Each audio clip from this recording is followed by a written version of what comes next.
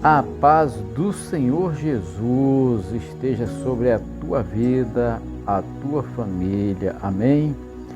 Eu sou o pastor Ricardo José, servo do Senhor Jesus, para glorificar o nome daquele que vive e reina para todo sempre. Quero convidar você a participar do nosso grupo de oração e intercessão do WhatsApp. O link está na descrição. E também eu peço que você deixe o seu joia, deixe o seu like aí para impulsionar este vídeo, para que a plataforma possa estar enviando para outras pessoas. Peço também que você compartilhe com seus amigos e seus familiares, para que eles também recebam a palavra de Deus, a ministração, para que eles sejam edificados na presença do Senhor. E peço também, se você ainda não for inscrito em nosso canal, se inscreva e também que você ative o sino da notificação para quando nós enviarmos o vídeo, você ser notificado e participar junto conosco das bênçãos do Senhor. Também quero convidar você, todos os dias às 6h45 nós temos a oração da manhã falando com Deus. Vamos todos juntos estar lendo a palavra e orando, declarando as suas promessas sobre a nossa vida, a sua vida, a vida de seus familiares. Amém?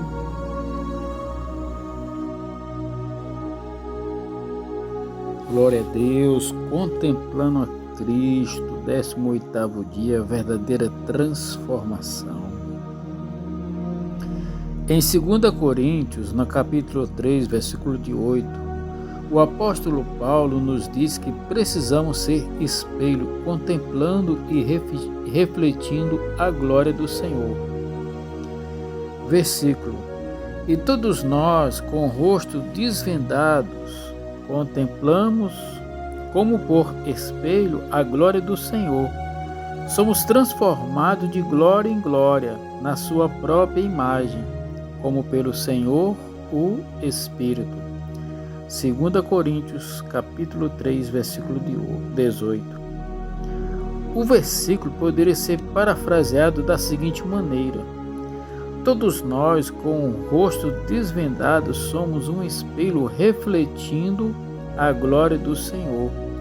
E quanto mais o refletimos, mais somos transformados na sua própria imagem refletida em nós. O apóstolo, ele está dizendo que em todos nós, com o rosto desvendados, se você quer mudança, precisa tirar o véu. Precisamos tirar o véu do rosto. Se um véu for colocado sobre o espelho, nada pode refletir. Há dois tipos de véus mencionados no Novo Testamento. Em Hebreus, no capítulo 10, fala de um véu que é parte interna do tabernáculo. Capítulo 9 de Hebreus, versículo 3. Enquanto o texto em 2 Coríntios, capítulo 3, o véu é posto sobre o rosto de Moisés, no versículo 13.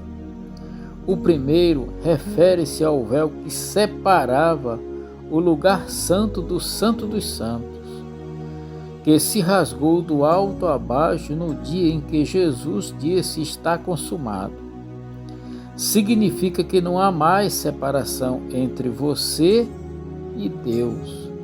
Não há mais dívida diante de Deus e você. Agora pode entrar com ousadia no Santo dos Santos para encontrar a graça diante de Deus. No versículo 13, que Moisés punha um véu sobre a face para que os filhos de Israel não atentassem na terminação do que se desvanecia. Era a glória da velha aliança que estava passando, e para ninguém percebesse, Moisés colocava esse véu que simboliza a lei do Velho Testamento. Assim, tirar o véu significa ser liberto da lei. O que é lei? É tudo o que eu faço com o objetivo de conquistar o favor de Deus. É tentar merecer o favor de Deus, de acordo com o meu esforço, o meu merecimento. Pessoas que vivem assim ainda estão com o véu sobre o rosto e por isso são incapazes de contemplar a glória de Cristo. Nem eu, nem você precisa mais cumprir a lei para ser aceito diante de Deus. Ninguém jamais cumpriu a lei, pois pela lei nenhum homem jamais foi justificado. Cristo já cumpriu a lei por mim e por você e o fez participante da sua justiça. Cristo se tornou a nossa justiça. Precisamos ter revelação dessa verdade. Precisamos ter a revelação dessa verdade. No verso 16, o apóstolo diz que se converter ao Senhor, o véu lhe será tirado. O nosso coração precisa estar voltado para o Senhor. Um espelho precisa estar voltado na direção do seu rosto para que possa refletir. Podemos ter o véu retirado, mas isso não adiantará coisa alguma se o espelho está focalizado em outra direção. Precisamos olhar unicamente para o Senhor para sermos transformados. O problema é que ainda somos muitos distraídos pela lei do Velho Testamento e pelos profetas. Em Mateus, no capítulo 17, do versículo 1 a 8, fala da transfiguração de Jesus, aonde os discípulos viram Moisés e Elias. Isso significa que os discípulos ficaram mais encantados com Moisés e Elias do que com a glória em Cristo. Moisés representa a lei, Elias aponta para os profetas.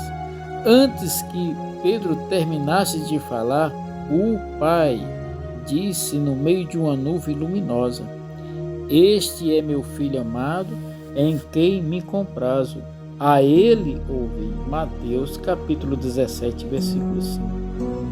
Isso significa que não precisamos mais ouvir nem a Moisés, a lei, nem a Elias, os profetas, mas apenas a Cristo.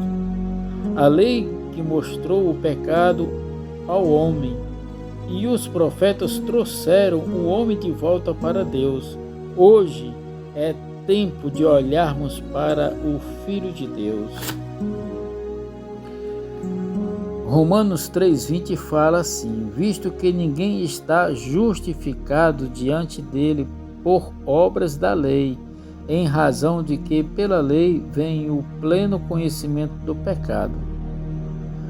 Nós precisamos ter clareza de que pela lei não vem o conhecimento da santidade, mas vem o conhecimento do pecado. Diante de Cristo, a lei e os profetas não têm nada a dizer, apenas temos que andar na contemplação de Cristo para que sejamos justificados e santificados. Na velha aliança, a transformação dependia exclusivamente do esforço do homem para cumprir a lei. Na nova aliança, somos transformados simplesmente por contemplar o Senhor. Contemplar, porém, é muito mais do que simplesmente olhar algo.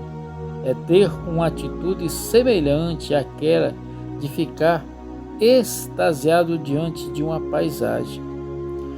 Muitas pessoas olham com indiferença para o Cristo de Deus. Quem é transformado é só aquele que tem sido atraído por ele e tem ficado embevecido deslumbrado, encantado e fascinado com a palavra, e com a verdade, e com o caráter, e com a glória de Deus. Quando nós adoramos, devemos adorar com sinceridade. Aí sim nós contemplamos a Cristo. Quando nós oramos, nós contemplamos a Cristo. Quando nós meditamos e o nosso coração é incendiado, nós contemplamos a Cristo. Quando nós ouvimos a ministração da palavra viva e tem os olhos abertos, nós contemplamos a Cristo. Pela palavra, a ruga do pecado e da morte vai sendo removida de nós e nós nos tornamos semelhante a Cristo de glória em glória. Não basta tirar o véu, não basta contemplar, é preciso contemplar apenas o Senhor. O diabo quer desviar a nossa atenção de Cristo e colocá-las em nós mesmos. Olhar para si mesmo continuamente é chamado de introspecção. Quem vive se olhando e se analisando acredita que pode mudar a si mesmo. Quanto mais você olha para si mesmo, menos fé você tem. Quanto mais consciente você fica de si mesmo, mais sentirá condenação e angústia. Nós só podemos ter fé quando olhamos para Cristo. Muitos crentes acreditam que a psicologia tem o poder de mudar o homem. Podemos dizer que a psicologia ensina o que você é e o que é hoje porque existe algo que aconteceu no passado que ainda afeta o seu presente. E tudo isso é apenas obra humana. Se a psicologia pudesse mudar o homem, o Senhor Jesus não precisava ter vindo. Por isso que a máxima da filosofia é: conheça-te a ti mesmo. Jesus disse que a vida eterna é esta, que te conheçam a ti, o único Deus verdadeiro, e a Jesus Cristo a quem enviasse. Isso está escrito lá em João, capítulo 17, versículo 3. A psicologia é o homem tentando mudar o homem, mas a verdadeira mudança só acontece pelo poder do Evangelho. O Evangelho é olhar para Cristo e ser transformado, e não viver mergulhado na introspecção, ou seja, olhando-se para si. Porque muitos não conseguem avançar, porque estão o tempo todo inteiro se questionando sobre a si mesmo. Quem vive assim está sempre com a alma cansada. Ser crente assim é exaustante. Jesus disse que para você herdar o reino precisa ser como criança. Então, será que devemos ignorar quando algo está errado conosco? Claro que não. Entretanto, o Espírito mesmo vai falar conosco quando algo precisa ser corrigido. Senhor, tu me sondas, tu me conheces, tu vês se há algo em mim, algum caminho mau, e o Senhor me guia pelo caminho eterno. Isso nós podemos ler em Salmos 139, versículo 23 e 24. A palavra de Deus não diz que devemos examinar a nós mesmos? 1 Coríntios capítulo 11, versículo 28 nos diz assim: examine-se, pois, o homem a si mesmo, e assim como do pão e beba do cálice. Examine-se a si mesmo. Nós precisamos entender o contexto. Os irmãos da igreja em Corinto tinham um problema, eles ficavam bêbados no dia da ceia.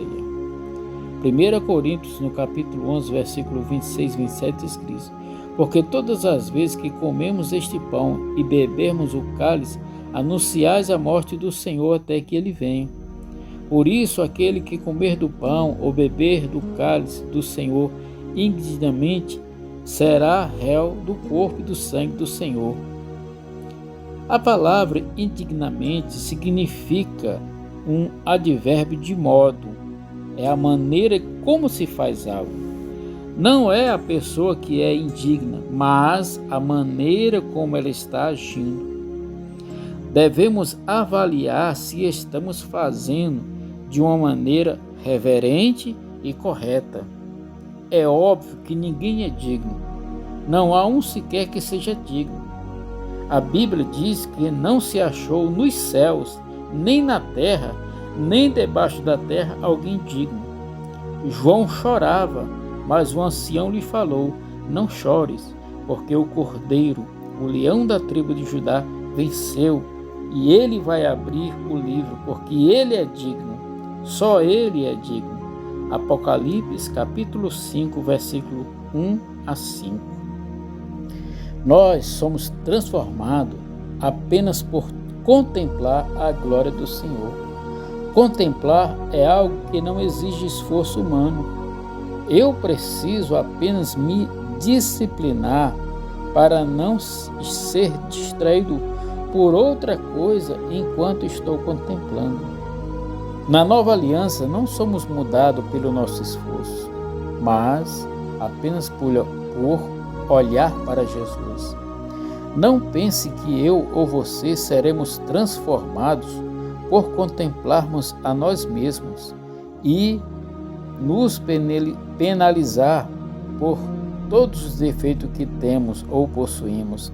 Nada disso. O que fazemos não define o que somos. Nós somos aquilo que Deus diz que nós somos. Ou seja, eu sou aquilo que Deus diz que eu sou. Você é aquilo que Deus diz que você é. A glória é a própria imagem do Senhor. Na nova aliança, tanto você como eu não seremos transformados pelos nossos esforços, nem pelo quanto se empenhamos em cumprir a lei. Na nova aliança, somos transformados sem esforço, e isso é algo que acontece de forma espontânea e é pelo poder de Deus. Tudo o que temos de fazer é contemplar, é ficar embevecidos, deslumbrados diante da formosura do Senhor. Nós devemos contemplar o Senhor e a sua glória. Algo da sua glória é transmitido para nós, e um pouco de glória hoje, outro pouco de glória amanhã, até que nós sejamos completamente transformados e tomados pela plenitude de Deus.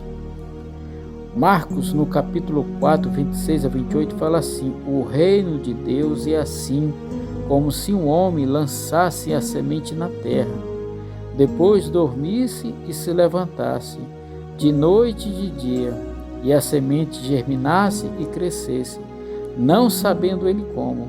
A terra por si mesma frutifica, primeiro a erva, depois a espiga e por fim um grão cheio na espiga. Marcos capítulo 4, 26 e 28. A terra é o nosso coração, a semente é a palavra de Deus. A nossa parte é só plantar essa semente, dormir e acordar, até que a semente da palavra germine em nós a vida eterna. Basta apenas ter semeado esta semente, pois não é o seu esforço ou o meu esforço que vai fazer com que haja a produção e haja mudança. Ninguém vai se gloriar diante de Deus naquele dia dizendo: eu me esforcei, trabalhei muito e me disciplinei, por isso fui transformado. Ninguém poderá dizer isso. O testemunho de todo salvo será completamente diferente, pois dirá: eu nem sei como aconteceu, eu acordei e estava diferente. Esse é o cristianismo do Novo Testamento. O fruto não é seu, o fruto é do Espírito Santo de Deus. A obra não é nossa, a obra é do poder de Deus. A vitória não é minha, não é sua, a vitória foi do Senhor Jesus. É Ele, é a glória do Senhor. Quando contemplamos a Cristo, quando contemplamos a palavra, o Evangelho, nós somos transformados. Nós temos que estar sempre contemplando ao Senhor, para que a sua vontade, o seu Espírito, haja em nós e através de nós. Porque não sou eu, nem é você que faz, é o próprio Deus, é o próprio Espírito Santo, é o próprio Senhor Jesus que realiza tanto o querer como o efetuar segundo a sua vontade. Amém? Que Deus te abençoe. Meus queridos, se você ficou até aqui, eu peço que você deixe o seu like e que você compartilhe este vídeo. É importante você deixar o like porque vai ajudar o algoritmo desse canal ou da plataforma do YouTube a estar enviando este conteúdo para outras pessoas. Amém? Por isso, compartilha, deixa o seu joia. Se você ainda não for inscrito, se inscreva em nosso canal. Vamos nos ajudar. Todos os dias, às 6h45, nós temos a oração da manhã falando com Deus. Você é convidado. Por isso, ative o sino. Quando nós enviarmos um vídeo, você será notificado e participará conosco desta oração e desta leitura da palavra. Amém? Fica na paz, que Deus te abençoe.